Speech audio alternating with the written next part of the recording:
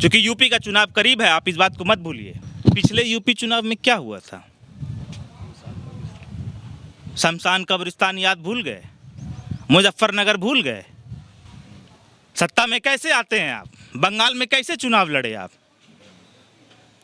जहां जहां गए हैं कहां नहीं किए। भारत में जहां एक तरफ कोरोना महामारी का दौर चल रहा है, लोग परेशान और बेहाल हैं, वहीं केंद्र सरकार ने भारत में सीएए का नोटिफिकेशन जारी किया है। इसी पे बात करने के लिए हमारे साथ मौजूद है जाप के प्रदेश प्रवक्ता शाहान परवेज। वो एक नोटिफिकेशन गजट जारी करने का इनका जो इंटेंशन है, वो फिर से एनआरसी और सीए के मुद्दे को हवा देना चाहते हैं। ये ध्रुवीकरण की राजनीति में भरोसा रखने वाले लोग हैं और यहाँ पे अल्पसंख्यकों को टारगेट करना और उनको परेशान करना भाजपा का चरित्र बन गया है, एक फैशन बन गया है। और सीएए के संघर्ष और आंदोलन को, शाहीन बाग के अंदर लंबे समय से चल रहे आंदोलन को सरकार ने दलील देकर कि अभी कोविड का टाइम है, कोविड के नाम पे उसने ख़त्म किया। तो आज ये नोटिफिकेशन फिर से इसी कोविड के महामारी में लागू करने की क्या आवश्यकता पड़ गई प्रधानमंत्री जी और गृह मंत्री जी? आप इस बात का जवाब दे सकते हैं? संविधान निर्माता बाबा साहब अम्बेडकर ने हमें एक संविधान दिया है, हमें एक ताकत दी है, और ये देश हमारा भी उतना ही है जितना आपका है। अगर आप इस देश के प्रधानमंत्री और हम इस देश के चपरासी हैं, तो जितना देश आपका है उतना ही देश हमारा है। हम इस देश के दूसरी दर्जे के नागरिक नहीं हैं। इस बात का अधिकार हमें बाबा साहब ने अपने संविधान में दिया है। तो एक देश का कोई भी नागरिक अलग अलग समुदाय के हिसाब से उसकी नागरिकता कैसे दी जा सकती है, ये आपका फंडामेंटल राइट के खिलाफ जाता है। वो ये बिल कहीं भी नहीं टिकेगा और प्रधानमंत्री जी और गृह मंत्री जी कम से कम अल्पसंख्यकों को टारगेट करने के नाम पे जितनी अंतर्राष्ट्रीय स्तर पे भारत की किरकिरी आपने कराई है और मजाक बना कर रखा है आपने भारत का, उससे बचिए। ये भारत एकता और विविधता का देश है। यहाँ गंगा जमुना तहजीब जगह रहती है। यहाँ सदियों से हिंदू मुसलमान सिख ईसाई आपस में रहे, आप उनको लड़ाने की कोशिश नहीं कीजिए, आपको कोई फ़ायदा नहीं होने वाला है। तो आप क्या नहीं चाहते हैं कि शरणार्थी जो बाहर गए हैं, अल्पसंख्यक जो समुदाय है, उनको यहाँ सिटीजनशिप मिले यहाँ की? आप अपने देश की पहले बात कीजिए ना, सिटीजनशिप देने की बात कीजिए। यहाँ लोग बचेगा तब तो सिटीजनशिप दीजिएगा किसी को। अभी जब कोविड का महामारी चल रहा था प्रधानमंत्री जी, तो आपको सिटीजनशिप देने की बात ज़्यादा ज़रूरी समझ में आ रही थी कि अभी वैक्सीन ज़्यादा ज़रूरी था। अब वैक्सीन दीजिए ना, आज बेड नहीं है, आज चर्चा इस पे होना चाहिए ना। इस महामारी में जब लोग मर रहे हैं, लोग परेशान हैं, लोगों को मरने के बाद उनका क्रियाक्रम नहीं हो पा रहा है, वो किसी भी समुदाय के हों, कफन तक खींच ले रही है सरकार। और आप इस समय में कह रहे हैं सिटीजनशिप देंगे, बाहर के से आने वाले लोगों को सिटीजनशिप देंगे, इसका क्या मतलब है? क्या ज़रूरत है इसकी? जहाँ पे आपका स्वास्थ्य व्यवस्था ऐसे चरमराया है कि आपने देखा होगा एम्बुलेंस घोटाला, बेड घोटाला, अस्पताल के अंदर नदी बना हुआ, आईसीयू पानी में बह रहा है। ये कौन सा देश है प्रधानमंत्री जी? कौन सा व्यवस्था है? यहाँ लोग बचेंगे तब तो नागरिकता किसी को मिलेगा ना। आप खुश रहेंगे तब तो आप अपने घर में किसी अतिथि का स्वागत करेंगे श्रीमान। बिहार में भी हो सकता है कि राज्य सरकार जो नीतीश कुमार है, हो सकता है कि इन 5 राज्यों के बाद बिहार में भी नोटिफिकेशन जारी किया, तो पेपर बना लिया है आपने। देखिए, हम भारत के मुसलमान हैं, हमें पेपर की ज़रूरत नहीं है। हम वो भारतीय मुसलमान हैं और भारतीय मुसलमानों का इतिहास वो है कि हमने भारत की आज़ादी में बढ़ चढ़कर भूमिका निभाई है। हमने भारत को आज़ाद कराया है। हमारी निशानियां यहाँ पर हैं। आप कितनी निशानियों को मिटा दोगे? हमारे बोलने से कुछ नहीं होगा, पेपर दिखाना ही पड़ेगा। पेपर की बात करते हैं आप, पेपर की बात करते हैं।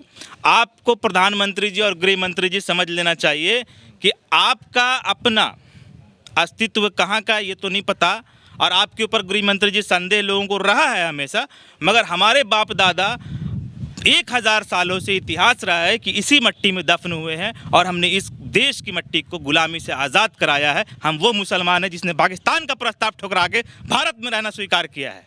और अगर बिहार के अंदर एनआरसी की नोटिफिकेशन जारी होती है तो बिहार के मुखिया माननीय नीतीश कुमार जी, आप बताएं, जो आपकी उपज समाजवाद विचारधारा से आई, आप समाजवादी नेता अपने आप को कहते हैं, आज आप संघ की गोद में बैठ के खेल रहे हैं।